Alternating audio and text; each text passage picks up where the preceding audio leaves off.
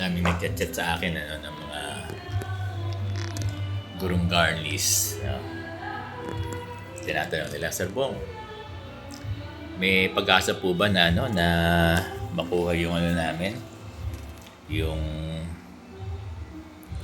mid-year bonus namin sa land bank kasi nag-garnish sila, no? Meron nga silang ATM.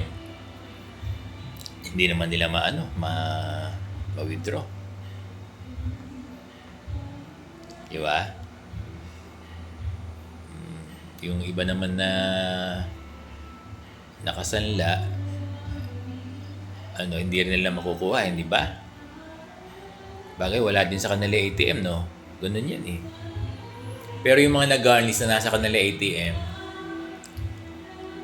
talagang kahit anong gawin nilang pasok doon sa ATM machine, hindi talaga makukuha. Kasi nakalock. Ngayon, tinatanong nila, Sir Bong, may paraan po ba para makuha namin?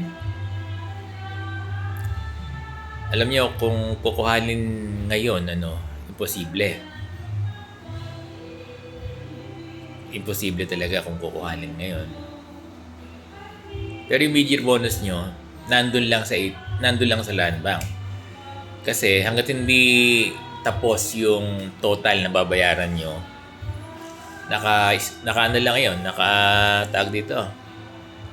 naka-stack lang sa land bank. Parang ganon. Kaya yung mid-year nyo, hindi pa naman nakukuha yan ng plaintiff eh. Kukunin lang yan ng plaintiff nung pinagkautangan nyo kapag nakumpleto na lahat. Kung 3 years, 4 years, 5 years, doon pa lang makukuha. Ganun yun. Ngayon, may pag-asa ba para makuha? Meron akong pinusa. Kaya lang, nag-try na rin yung iba, Kinausap na rin nila yung kanilang sheriff. Hindi naman daw pumayag. Pero yung post ko sabi, pumayag daw yung sheriff. Kaya lang itong tinitignan ko, ina-analyze ko, siya pag-garnish pa lang, dadalhin pa lang sa bangko yung garnish. Kita mo yung sheriff, ang punta ka agad sa land bank, Bakit sa land bank ang punta ka agad ng sheriff, Dapat hindi. Dapat tignan mo muna sa bahay, baka may property. Kahit paano nagkaroon ng due diligence yung sheriff. Yung sinasabi natin sa land bank sa Supreme Court na bakit ang punta ka agad ay dun sa land bank So balikan natin yung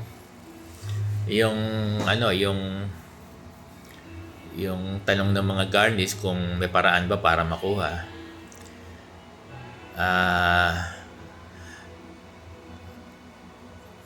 By now, wala tayong alam kundi yung sheriff tsaka yung judge, Pero yung nilalakad natin, kasi ang DepEd sana, si DepEd Secretary sana, si Ansani Angara, ang una pa lang, sana ang ginawa ng DepEd, sana, ay hindi na pinapasok sa ATM.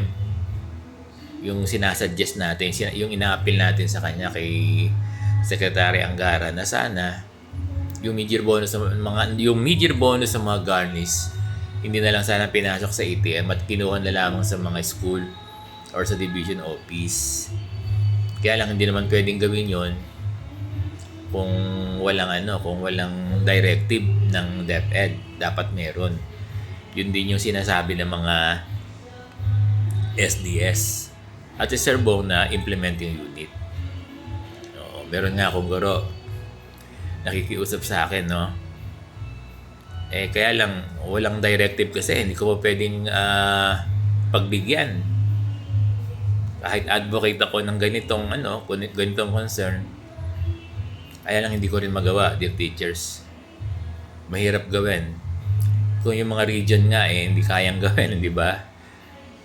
Yung SDS hindi kayang gawin, kaya sa Sir Bong din hindi rin to kayang gawin kasi nga meron tayong guidelines kung paano kukunin yung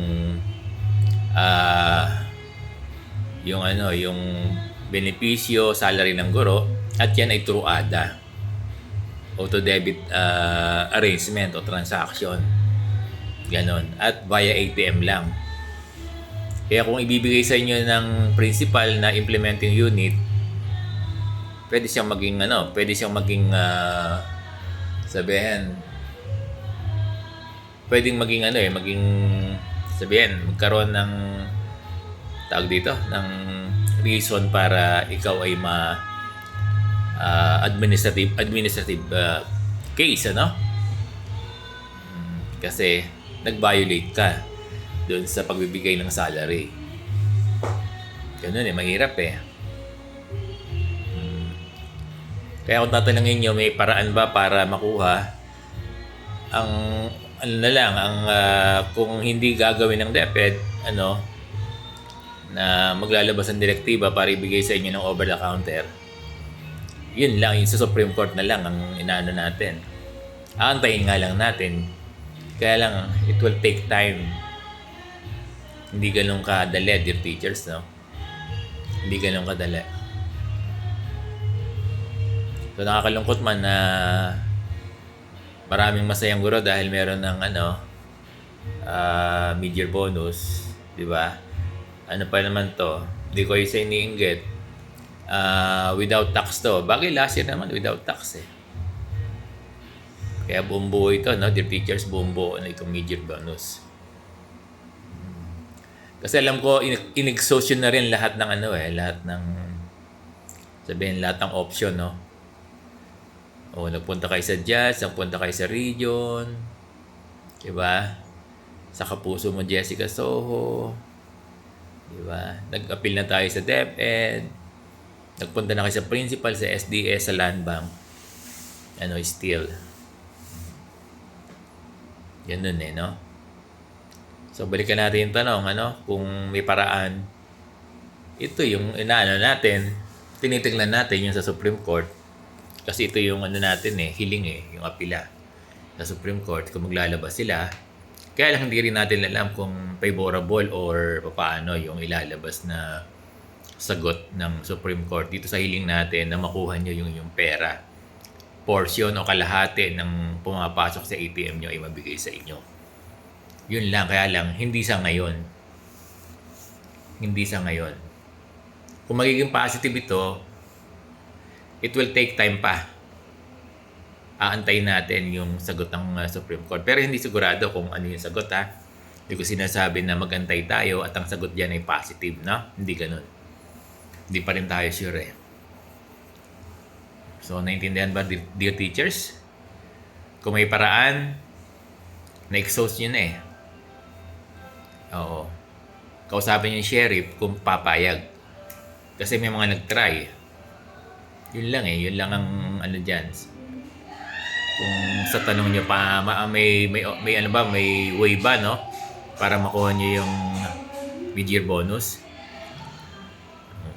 Yun. Yung iba nga, nakausap na yung sheriff pero negative. Nakausap na yung judge pero negative. Yun lang ang pwede na sabihin ko na mag-aantay lang tayo ng Supreme Court pero hindi pa rin sure. So sana naunawaan Sana naunawaan ng ating mga guro. Hello ba?